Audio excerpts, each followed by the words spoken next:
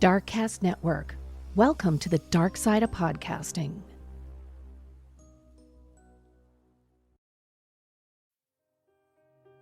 Hi there, I'm Kona Gallagher. And I'm Ethan Flick. And together, we are the husband and wife team behind And Then They Were Gone, a true crime podcast about unsolved missing persons cases.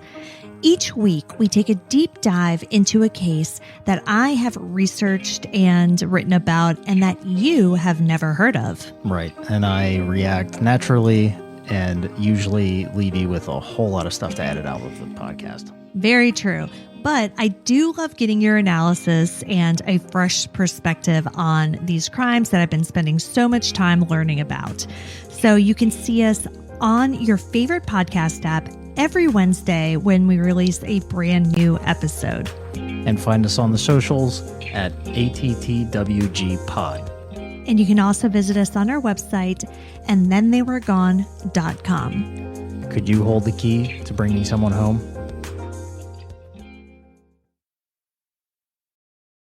Hey everyone, welcome to True Crime California. I'm your host Cindy, and I'm glad you're here.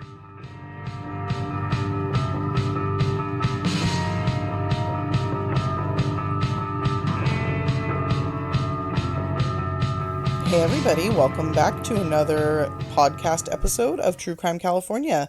Thank you all so much for tuning in last week and the week before for the two-parter that was the murder of Kristen Smart. I hope you guys all enjoyed that. It's a really horrible case, but it is a little satisfying to cover now that we have a conclusion for it. At the end, it's all high fives and fist pumps and, it's a horrible, horrible case, but I'm really glad that it finally was solved. So, silver lining kind of case. In that vein, the case this week kind of takes place in the same area around the same time. So I thought it was kind of a cool idea to cover it this week. So we have sort of back-to-back cases with some similar themes. This was actually recommended to me by a listener, so thank you so much for that.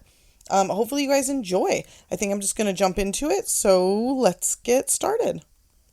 So I'm going to be covering the case of the Speed Freak Killers this week. And this case, like I said, it's not super different from the murder of Kristen Smart in quite a few ways. The killings take place in and around Kristen's hometown of Stockton. They all take place when Kristen is growing up in that area. And most notably, this case spans nearly 15 years. It actually spans longer than that, but basically 15 years of murders, basically, and then an additional, quite a few years of being in and out of court. So it has a really long kind of timeline, which is similar to Kristen's timeline, and it's also due to unbelievable police negligence. This case is far worse in a lot of ways, in that so many people died as a result of the police doing nothing, even as more and more young women and girls went missing in the area. And what's more, with this case, it's quite possible there was an intentional cover-up with the sheriff's department of San Joaquin County, either because the family of one of the killers was well connected, or possibly because the police just didn't want to deal with admitting they once again were absolutely terrible at their jobs. In any case, this will all be discussed as we move through the case, so let's get started. Actually, hold on. There was something that I wanted to say because I was reading my reviews on Apple Podcasts and somebody called out my recording saying they can hear every time I swallow. And yes, I agree and I hate it. And I've been trying to get my recordings to not be so damn crisp. So crisp. What I hear more is the breath.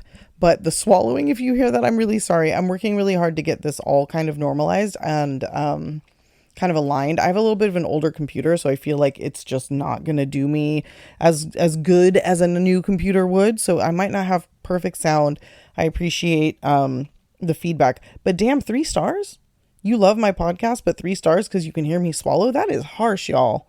Maybe consider giving me an extra star, knowing I'm working on it. I'm trying, okay? Anyway, all right, let's get into this case. Like I said, I'm talking about the Speed Freak Killers case. And this refers to two men born in the mid-60s and raised in Linden, California, which is only about 20 miles 20 minutes east of Stockton. So kind of in central California, like the Central Valley of California. And once again, very close to where Kristen Smart was born and raised. As noted, much of the story takes place in the mid 80s and 90s. So also aligning sort of with her disappearance, at least in part. Anyway, the older of these two men, Loren Herzog, was born in December 1965, while Wesley, Wes Shermantine, was born in February 1966.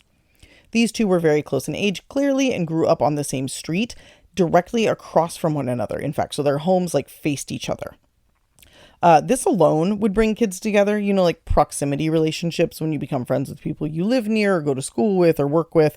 I guess that's how we always make friends, but especially when you're young, it's sort of the path of least resistance because you don't necessarily know what you're going to be into until you get a little older. You're not sure what kind of person you're going to be. So when you're younger, it's really easy to make friends with whoever is around. And so these two became very close. That being said, even beyond their proximity, they did share a lot in common.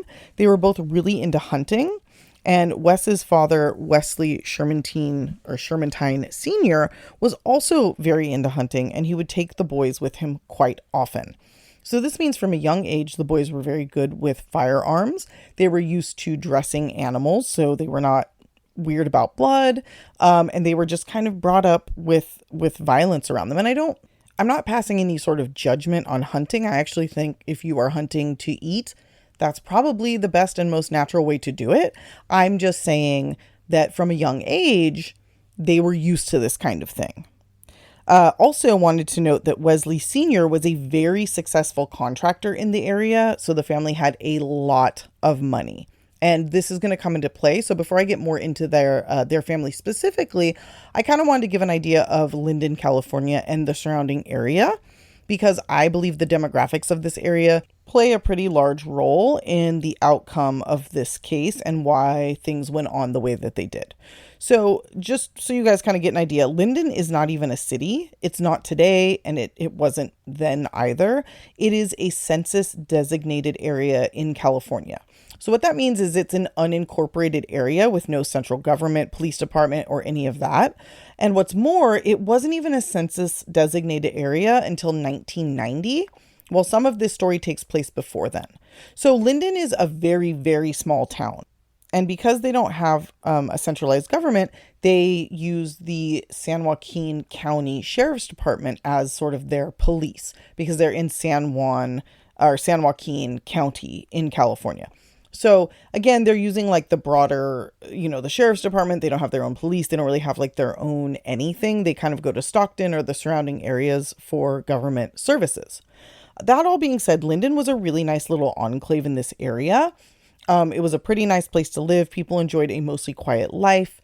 And it was definitely a richer area than anywhere else around. But there were a few factors to consider that would sort of bring a different element into Linden, especially in the 80s and 90s. Now, first, Linden is surrounded by farmland, individual homes, people who aren't working tech jobs, let's say. It's very, very rural. So the area is kind of poor around them. There's not a lot of money. It's very spread out, very, like I said, very rural. It's not really what people who aren't from California think of when they're talking about California. So while we have some haves, especially in Linden, the area is a lot of have-nots, the working poor, and people without much money. Now, what happens in small towns where people don't have a lot of money but do have a lot of time on their hands is they tend to get into drugs because they're just bored and they don't really see much else to do with their time. And in the 80s and 90s especially, methamphetamine became a very popular drug in the area because it was cheap and easy to make. Now, meth makes people feel euphoric, which I think is something everybody likes, but especially in these more depressed areas, it's likely a very different feeling than day-to-day life. So people are really into that. And another problem with meth is that it becomes extremely addictive. Not only are you addicted to the feeling, but you're actually physically addicted to the chemicals that you're ingesting into your body when you snort or smoke meth. So when Loren and Wes, going back to these two, were teens, this drug was taking over the area and they were definitely not immune to its draw. Now, I'm going to go back into their childhoods a little bit. So we've kind of talked about, Wes's family had money. Loren's family was actually pretty middle class. They lived in the same neighborhood, so obviously they weren't poor, but Wes was definitely like a rich kid. We've talked about the demographics of the area, so let's talk about these guys as young kids. Wesley Shermantine Jr. was the middle child of 3. He had a younger and an older sister. His parents, like I said, Wes, and I think she went by Sue. I think her first name was actually Verna.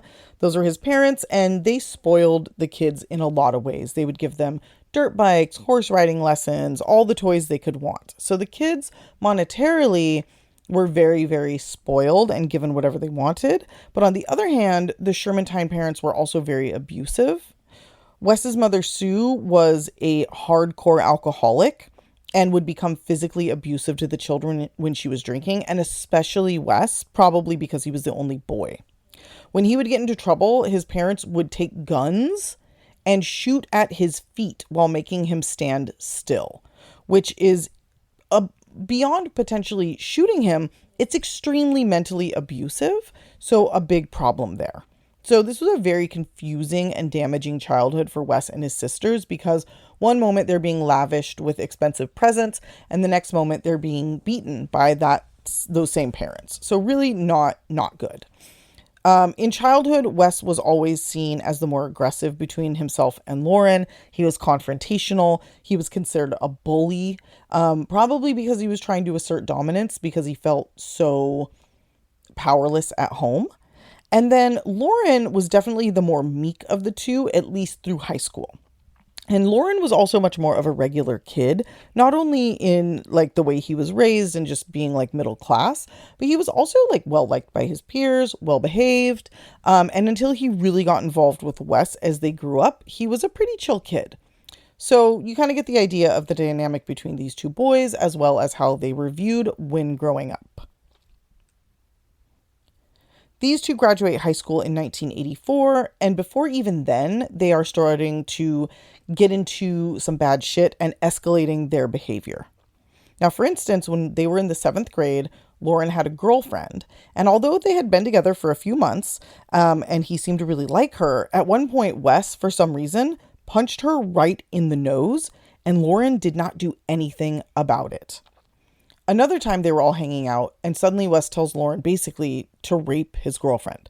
Now again, he's in 7th grade. His girlfriend is in 6th grade. This isn't even something they should be exploring at all at this age, let alone talking about rape and attempting to rape someone.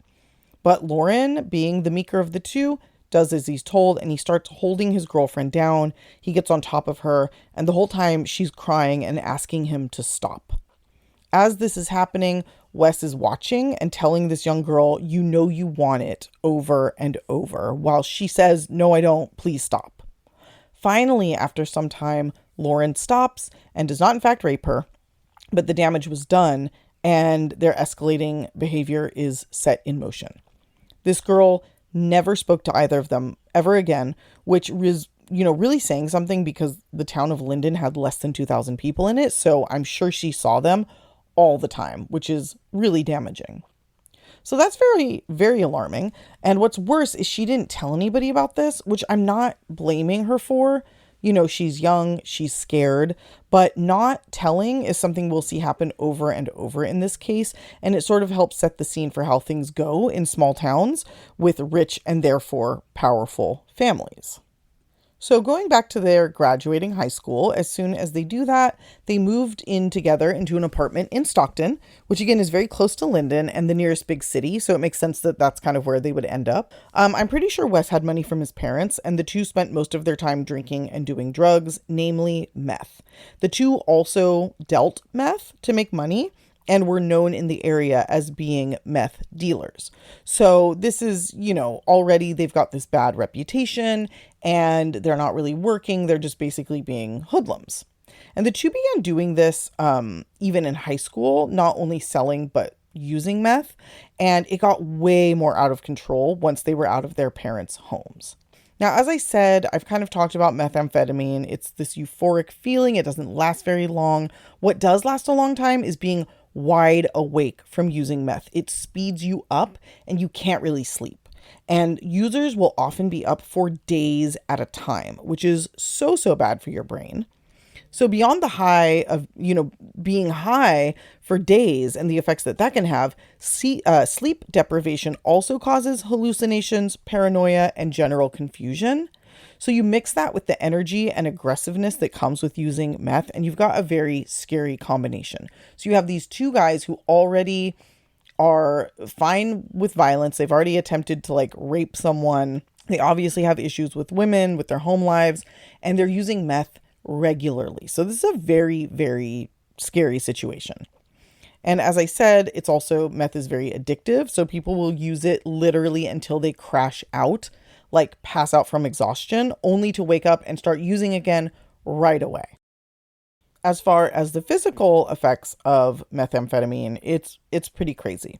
It includes sometimes severe weight loss because you can't eat because your stomach's in knots, facial acne and scarring, very, very severe, face wounds that just kind of boil up on your face, hair loss, tooth decay. People lose all of their teeth. The chemicals are very hard on your enamel when you're smoking them or snorting them. It's a really gross drug. And unfortunately, a lot of people do it in this area of California. And to this day, it's a very big problem, but it definitely started in the 80s. So anyway, these two are high as kites and living on their own with a history of bullying people, assaulting young women, and selling drugs. So we know where this is going, right? Now, these two still went out hunting, and on September 1st, 1984, they were headed home from an area near Lake Tahoe when they saw a car parked on the side of the road with a man sleeping inside. These two decided, okay, this is it. It's time to go from hunting animals to hunting humans.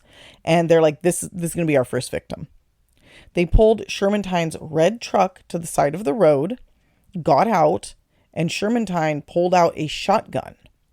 The two then went up to the window of 41-year-old father of 5, Henry Lee Howell. Henry was a member of the Lummi Nation who were indigenous to Washington state and the surrounding areas. Before Henry, who had pulled over to sleep off some beers, could respond to the knocking, the men shot him through the window, killing him instantly. They then robbed him for about $10 cash. His death remained unsolved until 2001, which we'll talk about later. So from 1984 to 2001, this murder is unsolved, which is crazy. Now, 2 months later, on November 27th, 1984, the men were driving, again in Shermantine's red pickup truck, when they came upon two men in a Pontiac, which was pulled over, again, on the side of the road.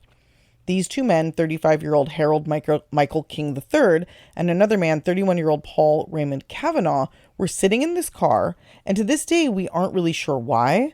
I've read that they were transient. I read that they maybe were doing drugs. I really don't know. It could have been anything, and it's kind of weird that all of the guesses were so negative, but these men were parked on Roberts Island, which is just near Stockton in the River Delta, and it was a popular area for hunting because it's undeveloped, but it's also a good area for illicit activities.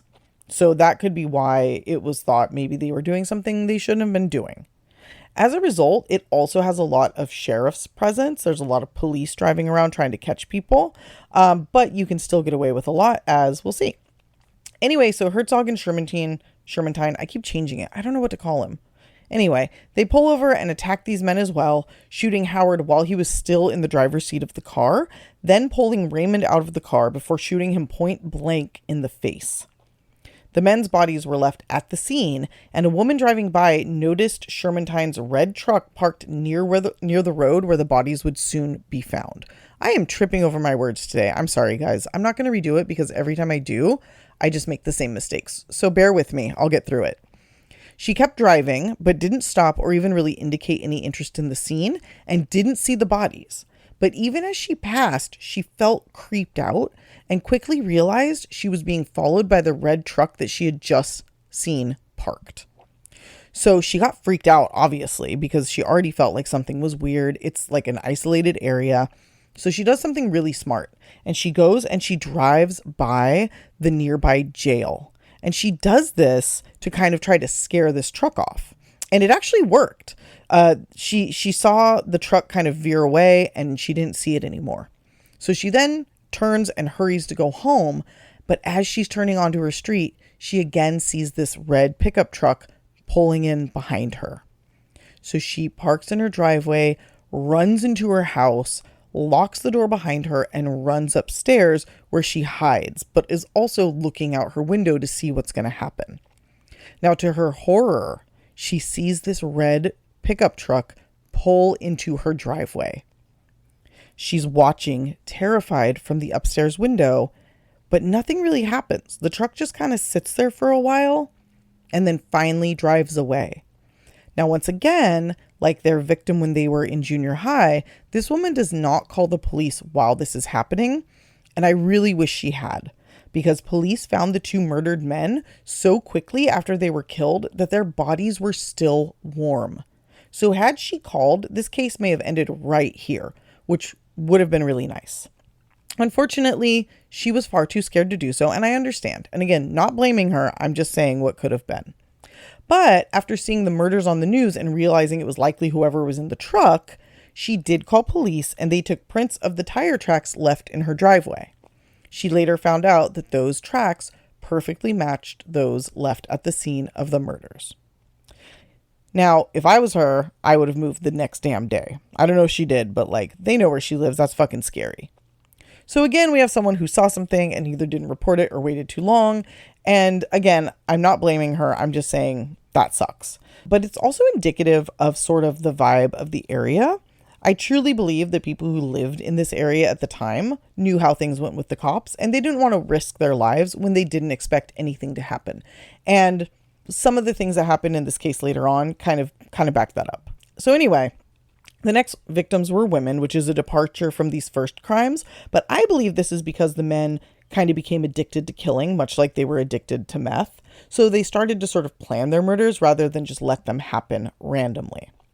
So the next confirmed victim, who wasn't tied to the men for many, many years, was 19-year-old Kimberly Ann Billy, who went missing from Stockton on December 11th, 1984. So just about 2 weeks after this second murder of these two men, they're now kind of changing what they're doing and picking women up intentionally. I don't know a lot about her death, but I do know that these men killed her. Now, the next victim was 16-year-old Joanne Hobson, a bright, bubbly girl who lived with her mother and sister in Stockton. Her mother worked the night shift at the cannery nearby in order to make the most money from her job, so Joanne and her sister were home alone, often overnight. Joanne was a very girly girl, very small, tiny in fact. She was only 4'8" and weighed only 80 pounds. And on the night she went missing, she told her sister she had a date with a man her sister didn't know, but who was, quote, tall and blonde. Now, for the record, Loren Herzog was both tall and blonde. Now, Joanne put on her makeup and got ready, but as the night progressed, she didn't end up going anywhere. Her sister went back into her room to check on her around 11 p.m. and found her asleep in bed, but with her window open. So her sister Michelle closed the window and went to bed herself, and when her mother, Joan Shelley, came home the next morning, she and Michelle were surprised to find Joanne wasn't in her bed, but her window was back to being open. After a short while, when Joanne still didn't come home, Joan called the police to report her missing. Now, this is kind of proving my point about how it doesn't really make a difference if people call or not. The sheriff told Joan Shelley, even though Joanne was a minor, she still had to wait at least 72 hours before she could report her missing. They also said, she's probably a runaway. There's nothing we can do. Now, nowadays, there's generally no waiting period to report missing people, especially children. But back then, police used this as an excuse to straight up not do their jobs. And when they were forced to take a report by families who refused to be ignored, they simply marked pretty much every missing girl as a runaway, especially girls from this area, and then went on with their day, which we fucking love. And I also want to point out, even if she did run away, she's a minor. So the police have a legal duty to find her. But of course, they didn't. So that's great. Now, there was one officer who really did care about Joanne's disappearance, and he was already sort of onto Herzog and Shermantine. And he told Joan Shelley not to tell anyone but the police that Joanne had been on a date that night. This comes up later, so it ended up being really great advice, and Joan Shelley was really grateful for this officer. So, of course, he was later killed in a shootout, not much later, in fact, leaving Joan on her own to try and find her daughter. The next known victim was 24-year-old Robin Armtrout. Her full name was Roberta J. Armtrout, but she went by Robin. She was a fiery-haired 24-year-old woman with a troubled past, but a heart of gold and a family who loved her dearly. At a fairly young age, Robin had fallen into drugs, namely meth, and had turned to sex work over the years to pay for her habit, which of course leads to a number of bad things, including kind of what happens to her ultimately, which is not to say it's her fault. It's just a very unfortunate situation. Robin obviously had a lot of self-destructive behavior, including tattooing bad words into her own abdomen while she was drunk. And, her sister Candy confronted her about this because her family really cared about her, and she sort of just shrugged it off. Like, she was ashamed, but she just wanted to act like it wasn't a big deal. Despite her own self-hatred, Robin loved children and animals and was a truly sweet soul. She had been married at 17, then divorced, then married again, but was estranged from her husband at the time of her death. She went missing on the night of September 8th, 1985, after two men in a red pickup truck picked her up outside her house to go drinking. The details of her death were not known for many years, even though her body was found shortly after she went missing, lying naked near a creek. Her stomach tattoos were one of the things to help identify her otherwise very decomposed body. She had been stabbed nearly 15 times and had also been raped and beaten. There were no leads, though Herzog and Shermantine were suspected by those in the area just based on who they were and how they behaved. But basically, police didn't really care that much. Only about a month later, yet another 16-year-old girl, Chevy Wheeler, went missing from her high school after getting into a red pickup truck. She told her friend she was going to her friend Wes's cabin and told her friend to tell her dad in case she didn't make it back by the end of the school day. Chevy was skipping school and seemed a little nervous about the situation, even though she did skip school here and there. Now, here's what is insane about this next part, and what makes me so mad. Chevy had been hanging out with Wes, who was at this time 19 years old, and she was 16. They'd been hanging out for a while, and he even met her dad. So the family knows who this guy is, knows he has a red pickup truck, and her friend knows she left with him before fucking disappearing. When the family called the police the next day, they said there was nothing they could do. And not only was there nothing they could do, but there was nothing they could do, not for 72 hours, but for 30 days. I'm fairly sure that this is a flat out fucking lie. And it's ridiculous that they would do this anyway, because once again, she's a minor and she's missing. And also there's multiple missing women and girls at this time.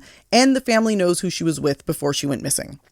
Her sister confirmed that Shermantine had called the day before, called her house, and her friend saw her leave school with him. So, what is going on? Here's where that, connections, corruption kind of thing comes into play, because it's pretty blatant, and yet they refuse to do anything. Police did finally interview Wes and even searched his cabin. And when they did, they found blonde hair that matched Chevy's hair, as well as blood that matched her blood type in the cabin. Now, as a reminder, there wasn't DNA back then, but there was blood typing, as DNA was sort of starting to become more of a thing, and the blood types did match.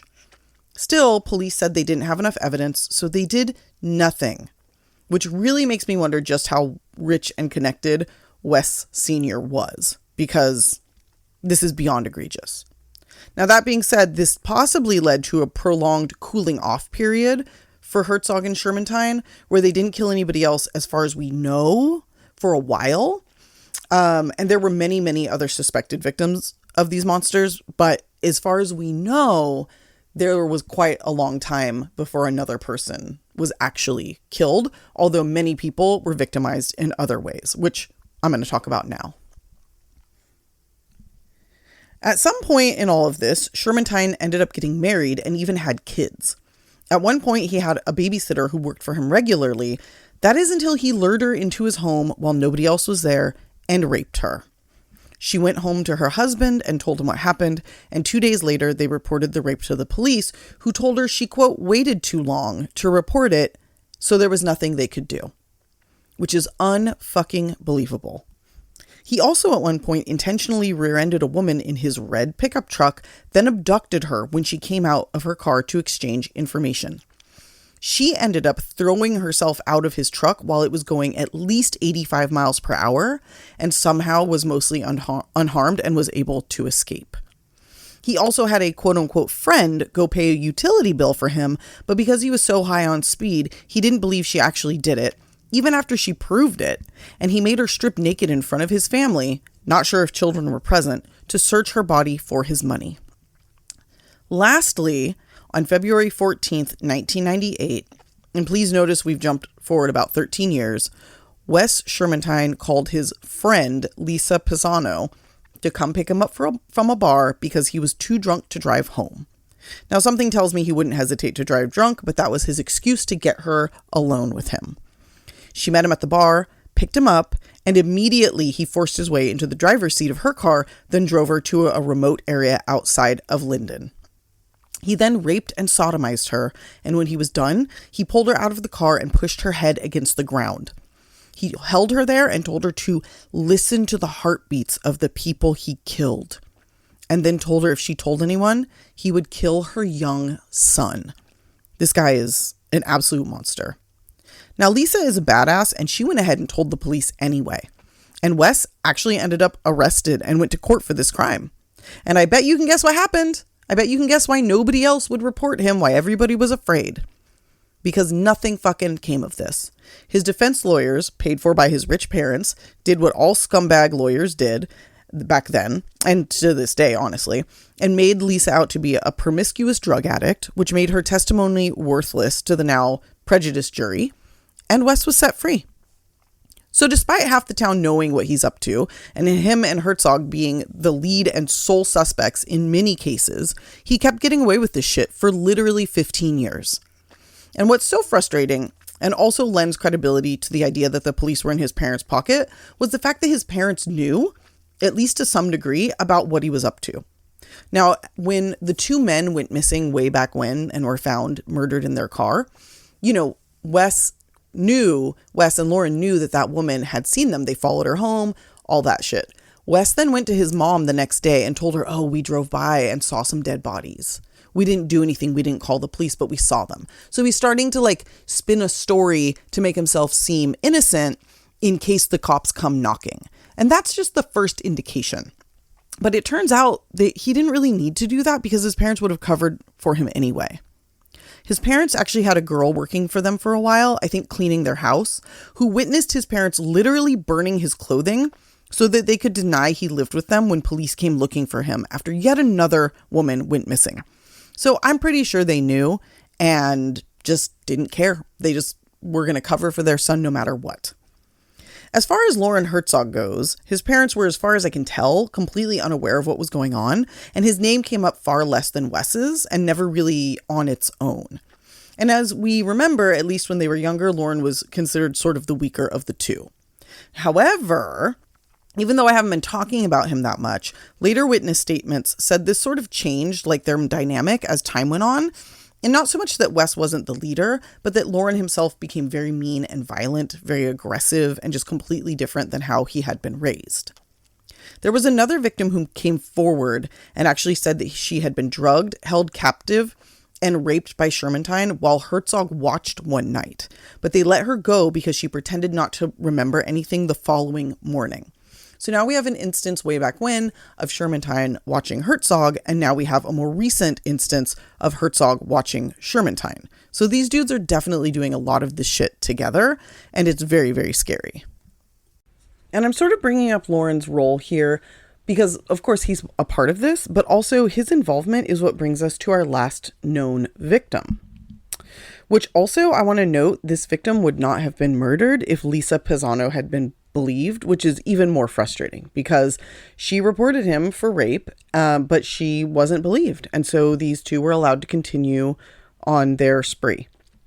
Now, as I mentioned, Wes Shermantine is married, and at this point, so is Loren Herzog, and both with kids, no less, which is fucking terrible. They're both in their early 30s, and prior to getting married, Loren, who was kind of the more conventionally attractive of the two, dated around a bit. Not a ton, but definitely dated women here and there. Now, one of the women that he ended up dating for a while was named Kim Vanderheiden, and she was the daughter of a man who owned a few bars in Linden and the surrounding area. Loren and Wes would frequent the bar in Linden called the Linden Inn to hang out with Kim, and later just because it was a place where they knew people, including Kim's younger sister, Cindy. Cindy Vanderheiden was 25 years old at the time that she was murdered and worked at the bar from time to time and also hung out there when she wasn't working because, you know, when you're in your 20s, you hang out at bars. And also, I don't think there's a lot to do in the area. I've kind of mentioned this a few times. So Cindy was really cool. She was super energetic. She was really pretty. People called her Tigger because she was so bouncy and fun. Now Tigger from Winnie the Pooh, the Disney. I don't know if it's Disney. Anyway, I think it predates Disney. But anyway, Tigger from Winnie the Pooh. And she even wore a little bracelet that had Tigger on it, which very sadly she was wearing the day that she went missing.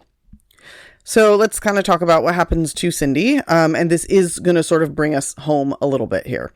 So on the night of November 14th, 1998, Cindy was hanging out at the bar, the Linden Inn, and Loren and Wes were also there. On this night, they seemed to be chatting Cindy up quite a bit, despite, you know, both of them being married.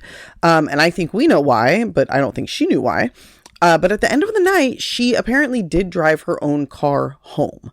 Her friend even followed her to make sure she got home okay, which is a very high quality friend thing to do. Unfortunately, though, it didn't make a difference in the end because after her friend left, it's not exactly clear what happened, but we believe that she left of her own volition, just so you know. Her parents remember hearing her car pull in, but neither could recall if they heard her actually coming through the front door because they kind of just went back to sleep. They're like, oh, she's home, went back to bed. Now, Cindy had just moved back in with them so she could pursue her dream of acting. So she'd only been back in the area for a short time. In any case, her parents hear her car pull up, they go back to sleep, and the next morning, they wake up and they realize that Cindy's not there. They look out front and they see that her car is already gone. And they're like, we wonder where she went. It wasn't until later when she still hadn't come home that her dad got scared and went looking for her. Pretty quickly, he found her abandoned car by the local city cemetery full of her things. So it was she had brought her ID, she'd brought her wallet, and then got out of her car and left all of those things inside. Now, of course, the police didn't take this seriously at first, so her parents put together searches of their own, which is great because they had money similar to Wes's family, which allowed them to hire a helicopter and search for her in the woods and do other things that a lot of people in the area weren't able to do when their family members went missing. Within a few days, police knew that the last people seen talking to her were Wes and Loren, and they had a long list of possible victims similar to Cindy spanning over 15 years. So these two became top suspects, but again, not a lot to go on. However, finally, the cops are actually starting to take this seriously and look for ways to bring these two in.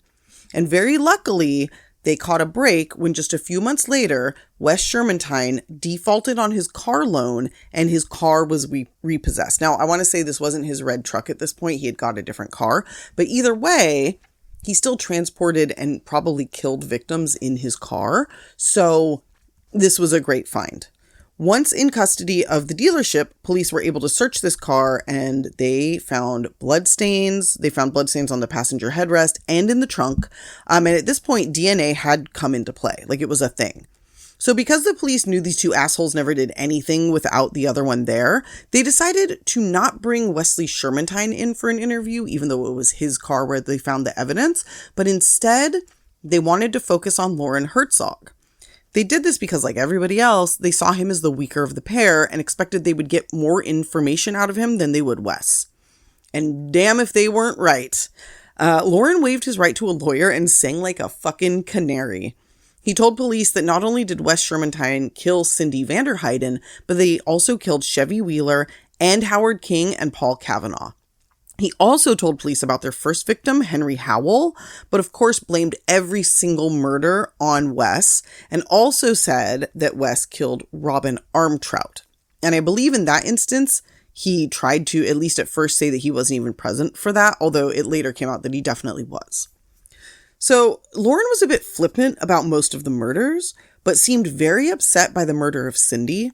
Maybe because he'd previously dated her sister, or maybe because it was fresher in his mind. But either way, he seemed like sick to his stomach over the murder, and especially when he was going into the details, which unfortunately he did do.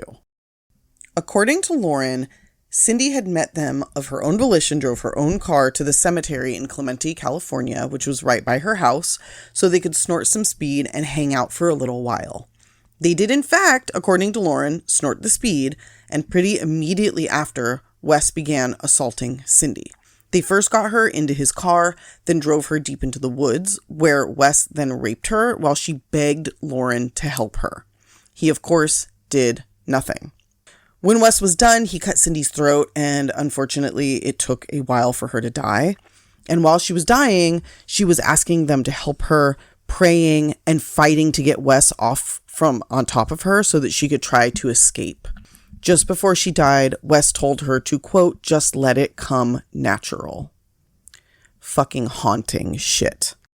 After Cindy was dead, the men dumped her body and went on their way. Or maybe what I should say is that Shermantine dumped her body. Because when Loren was giving up all of this information, he still did not divulge the location of her body, nor any others that we know of. And to be clear, none of the victims' bodies, besides Robin's, had been found at the time these men were arrested and tried for these murders, which is crazy.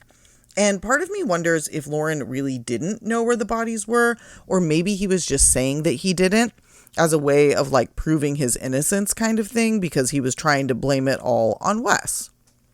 In any case, he was interrogated for 17 hours and gave up all of the above information during that time.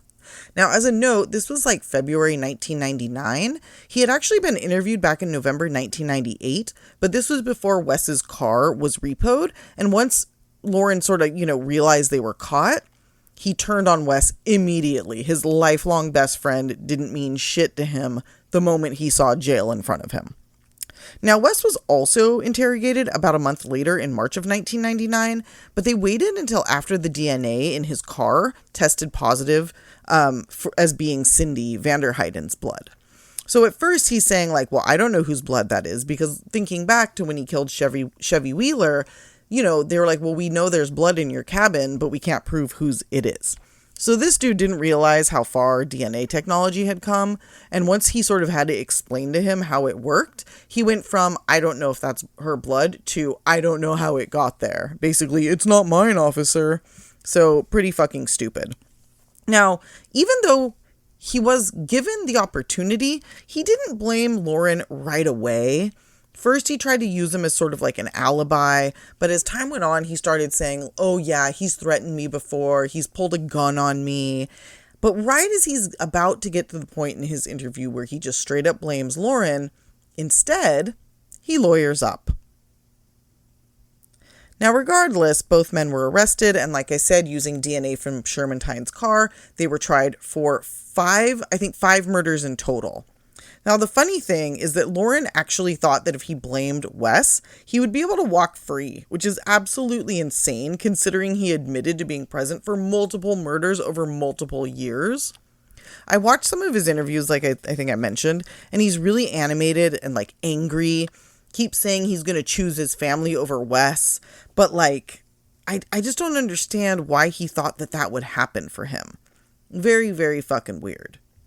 Now, during the trial, multiple women came forward about Wes raping them or otherwise abusing them, but not a lot about Loren, which does lend credibility to the idea that maybe he wasn't quite as involved, but still, come on. All that said, when all was said and done, what I'm saying is, sorry guys, making fun of my storytelling there, but anyway, all that said, both men were convicted of, they were both convicted, I think, of 4 murders, with the murders of Cindy Vanderheiden, Howell, Kavanaugh, Robin Armtrout, and King. Loren was found guilty on one of those for only manslaughter, but either way, he was sentenced to 78 years in prison, while Shermantine was given the death penalty. Now, normally, this would be the end of the story, but this story has a fun little end to it. And I don't want to say fun, but just interesting little footnote, I guess. I shouldn't really call it a footnote because it's like a PS that turns into its own 2-page letter. But basically, after they were convicted, Loren fought his convictions, and believe it or not, he fucking won. He had, I think, 4 of the convictions overturned in 2004 after he'd spent only about 4 years in prison. Now, he was found guilty of a lesser charge on the 5th, or would have been, but he ended up taking a plea deal to avoid more jail time, and he was given, I think, 12 years as a result. Between the jail time he'd already done and his good behavior, he was released on parole in 2010. If you can believe it, this man who took part in who knows how many murders, but at least 5, plus multiple rapes and other attempted murders and horrible things, he got 12 years and was released. Now, this was much to the anger of the victims' families and the local communities, and as a result, none of the nearby cities would take him in. None of them would allow him to rehab there because you have to go to like a halfway house. Nobody would accept him. So what the prison did was they put him in a trailer on their property just outside of the prison, where he basically lived alone with no friends, definitely not his family, and was just sort of doing his parole and biding time. So it definitely wasn't a good life, but he was on the outside. And I gotta tell you, this did not sit well with Wesley Shermantine, who at this point had been pretty tight-lipped about things beyond trying to say that it was all Loren's fault. And the anger that good old Wes here felt caused him to decide to do something kind of crazy, but ultimately very good for all of the victims. He came forward and he spilled the beans on where all of the victims were buried. So he starts doing this in 2010 by sending letters to one of his sisters. And in these letters, he's drawing maps giving the locations of various victims' bodies. Now, the first set of maps showed victims' bodies that were buried near an abandoned well in Linden, California. Police went to the owner of the well and he said, no, that well's been filled in long before those murders took place. So police took this dude at his word and didn't dig up shit and just went along their merry way. Sound familiar, Kristen Smart, anybody? 2 years later, Shermantine continued kind of expressing interest in telling where the bodies were, and a bounty hunter came forward and said to him, I'll give you $35,000 if you draw up those maps and send them to me and we get some bodies. So once again, Shermantine sends the maps out, this time to this bounty hunter, and police this time decide to dig up the well. Now, before they did, this bounty hunter, Leonard Padilla, who called himself Leonard Padilla, which I think is so funny, reached out to Loren Herzog and told him what was going on. Now, I think he was probably telling Loren in an attempt to get him to kind of give up the information first or corroborate it or do something to kind of save his ass. But I think Loren was a bit more involved in these murders than we even realized, because as a result of learning this information, this motherfucker hung himself out in his little trailer on his little property on the prison grounds and died like the loser sack of shit that he was. Now, after Shermantine sent these maps to the bounty hunter, police finally did go back and dig up that well that the owner had claimed had been filled in. And wouldn't you know it, they found literally thousands of bone fragments, as well as beer cans, a woman's ring, purses, and clothing that belonged to some of the victims. There were 3 bodies found at this site. The first was 19-year-old Kimberly Ann Billy. The second was 16-year-old Joanne Hobson, whose mother Joan had been searching for her since the day she went missing. And the third was a still unidentified female who had been pregnant at the time. So there was actually a 4th, baby body there, a little fetus as well. From here, Shermantine wrote more letters to the bounty hunter, who then had police dig up 2 other sites where his family owned land in Calaveras County near where they lived. So this site was kind of directly tied to West Shermantine, whereas the other one was dubbed Herzog's Boneyard, which I think was just like a media thing. In this second dig site, police found Cindy Vanderheiden's body, or pieces of it, and not even that many pieces of it, because they decided to dig this area up with a giant backhoe, which definitely pulverized many of the bones and made it difficult for the recovery teams to recover the bodies. In another well in the same area, they found the remains of 16-year-old Chevy Wheeler, And finally, her family was able to lay her to rest. Remember the runaway that the police couldn't do anything about for 30 days? I forgot to mention, oh no, I didn't. I did. I told you guys about the fetus and the woman. And that's about it. Shermantine was let out once or twice to help quote unquote find bones, but it seems he's just lying to get out of prison for the day at this point, as nothing else has really been found. That being said, it's believed that at a minimum they had killed 19 people, but maybe as many as 70 or more, though unfortunately we'll likely never know. Now, one thing I wanted to do to sort of close the loop on the horrific job done by the police and potential corruption that I'd mentioned was sort of say that as soon as the bodies were found, the family started coming forward and being like, hey, this is really blatant the way you guys are handling this. You're clearly doing this on purpose to cover something up. And what the families alleged starting in 2012 was that the recovery efforts were done so poorly in an attempt to actually destroy the bone evidence so that they couldn't tell whose bodies were in the ground. Because prior to this, police had either accidentally or intentionally lost multiple cases relating to missing girls and women in the area that were likely victims of Herzog and Shermantine. So whether or not this was an intentional cover-up, it all sort of leads back to like, why wasn't any of this being taken seriously at the time? What the hell is going on? In fact, one of the families, I think the Vanderheidens, because they had money to do so, sued the city or the police department, or the sheriff's department, I should say. And I do believe that they won, because when they received their daughter, it was like, they said they got 3 arms. They got the bones for 3 arms. So somebody else's child is being sent in part to them, and they're not even getting their full child because they did such a shitty job on the recovery. I don't know. So anyway, this is a really terrible case. It's hard for me to do serial killers. I don't know, you guys might see that I don't do quite as many, maybe. I'm sure I'll mix them in. But I feel like it doesn't give you quite enough time to really focus on each individual murder, which I think is an important thing to do when you're talking about victims, to have the time to talk about the victims, to talk about the impacts of their deaths. But hopefully you all enjoy this. Thanks everybody again for listening. I'm going to finish this, kind of cut it short. I've been having a hell of a time recording. I think I just need a new computer, so hopefully the sound is okay. Thanks everybody for listening. Please like, rate, review, share with your friends and family. I'll be back next week with another California case. And until then, stay safe.